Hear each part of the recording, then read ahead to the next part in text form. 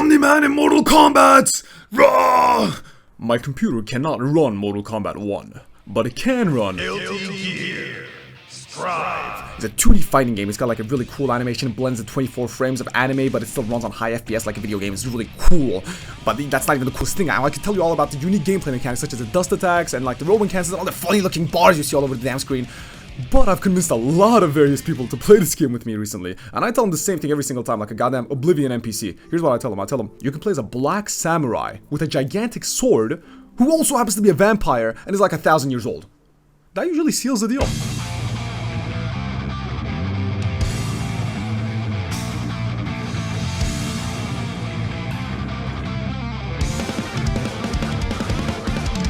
Okay, but let's say you're racist against beautiful men. Well, we got beautiful women too. This, respectfully dressed mademoiselle is Ino, and she's a witch, hello, look at the hat, and a musician, hello, look at the guitar, and also like a fucking time traveler and the main antagonist of the story mode, because why not? See, you should be picking up on a pattern by now, where most video games define their characters by like an archetype or a singular general idea that ties them together. Guilty Gear says, fuck it, smorgasbord that shit. Check this guy out.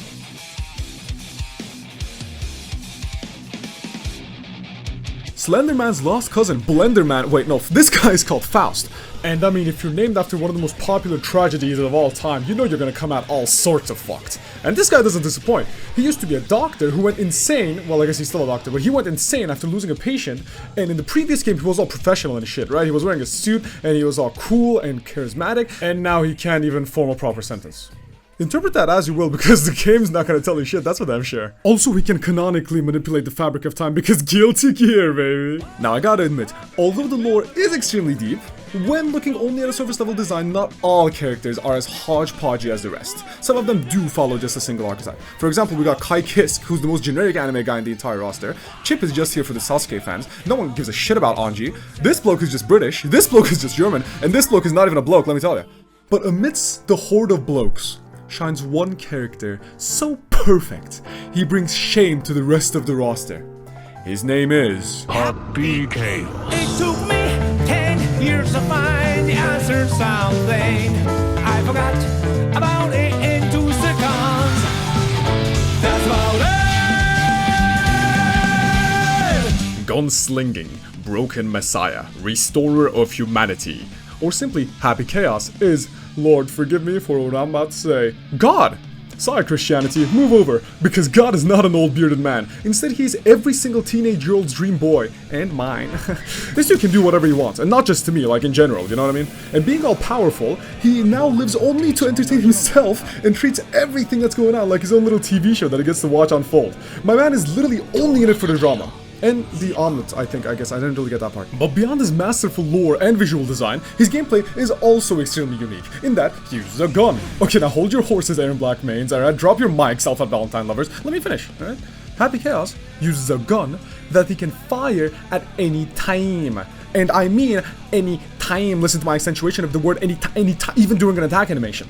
Okay, you can just press a button, it's not even an input, you just press a button, and then the bullet directly goes to the opponent. Some of you will hear this and just think, okay, that's cool, I guess, sure. But those of you who are more familiar with fighting games are probably losing your minds over this. Okay, look, just so we're on the same page, this is what pro-level Happy Chaos combos look like.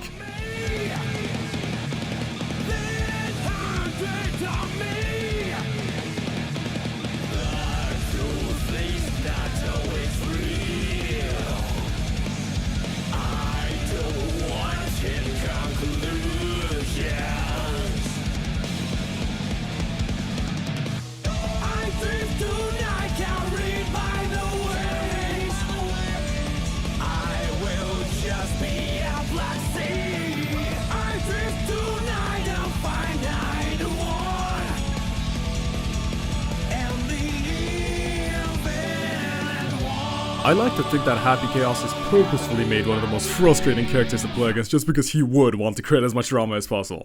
And although he is peak, there are a few other bros that I would also like to talk about. First one is Goldlewis Dickinson. So, you know how surnames originate from what people's ancestors used to do? Yeah, try not to think about it. First of all, this guy's huge. Like, he's got some volume to him. He's a real mass-maxing large cell, if you know what I mean. But more importantly, his moveset is one of the coolest ones I've seen in a fighting game recently. He basically has 3 moves, and 2 of them serve to support the 3rd move, so basically he only has 1 move and the 2 are fodder. And there are a lot of fighting characters out there who follow the idea of their entire game plan is built around using this 1 move, and their entire kit is designed around being able to facilitate this. But Goldlewis' signature move, Behemoth Typhoon, is more than just another Potemkin buster, alright?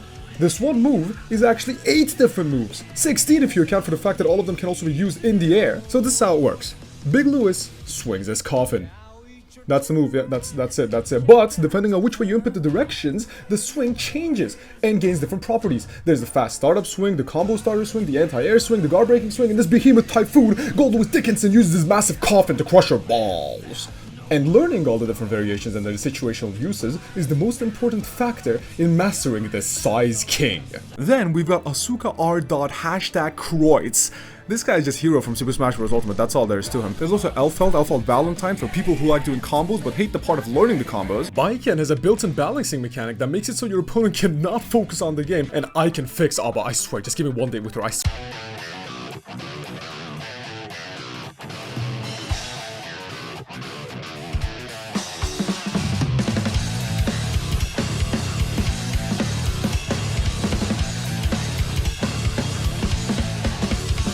Sreya is one of the most favoritist of fan favorites, and honestly I get it. I mean, first of all, look at him.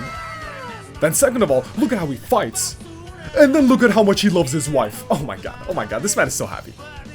Every character in this game has their own theme song, and they're all fire, by the way. You've been listening to it this entire video. And every single one of them are in some way about them reflecting on life and their own experiences and like reaching some conclusion about their own worldview. Meanwhile, Slayer is just giving some dad advice. This man has it all. It's hard not to like him, honestly. Romantically, I mean. Desire him. Question your preconceived notions of sexual Also, Johnny has a harem that he exclusively fills with young women. That one's not even a joke. Just listen what's called the years, the word of the guy who was hated by